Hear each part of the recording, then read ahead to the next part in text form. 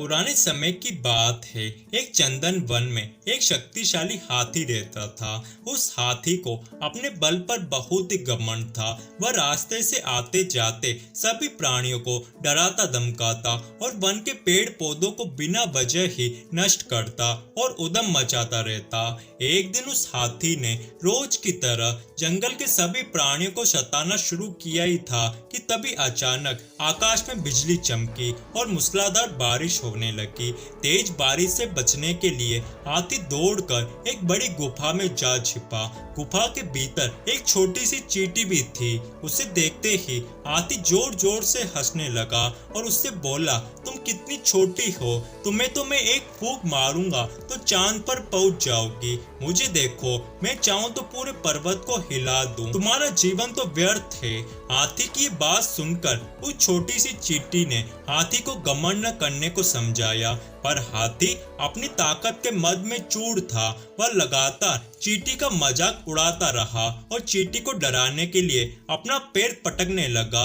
हाथी ऐसा कर ही रहा था कि तभी बाहर से धड़ाम की जोरदार आवाज आई। पैर पटकने की वजह से एक बड़ा सा पत्थर गुफा के मुहाने पर आ गिरा। ये देखकर हाथी के होश उड़ गए। वह पत्थर हटाने के लिए आगे बढ़ा, पर अपनी पूरी ताकत लगाकर भी वह पत्थर को तस से मस नहीं कर पाया। बारिश रुकते ही चींटी हाथी से बोली, देखो, तुम मेरे छोटे होने का मजाक उड़ा रहे थे, पर इस समय मैं अपने इसी छोटे आकार की वजह से ही इस गुफा से बाहर जिंदी जा सकती हूँ, लेकिन तुम नहीं। और इतना कहकर चींटी अपने रास्ते चल देती है। थोड़ी देर बाद चींटी जंगल में जाकर अन्य हाथियों को बुला लाती है और सब मिलकर गुफा के द्वार पर आ गिरा पत्थर हटा देते हैं और उस हाथी को गुफा से बाहर निकाल देते हैं। हाथी गुफा से बाहर निकलते ही चींटी से अपने व्यवहार के लिए क्षमा मांगता है और उसके प्राण बचाने के लिए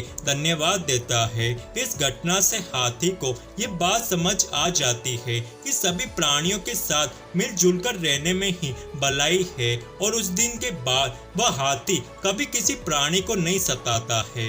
दोस्तों, इस कहानी से हमें ये सीख मिलती है कि ईश्वर ने सबको अपने अपने गुण दिए हैं। आपको दिखे या नहीं दिखे, हर किसी में कुछ न कुछ गुण होता है। इसलिए यदि ईश्वर ने आपको कोई काबिलियत दी है तो कभी भी उस पर घमंड न करे। हर कोई किसी न किसी रूप में काबिल है।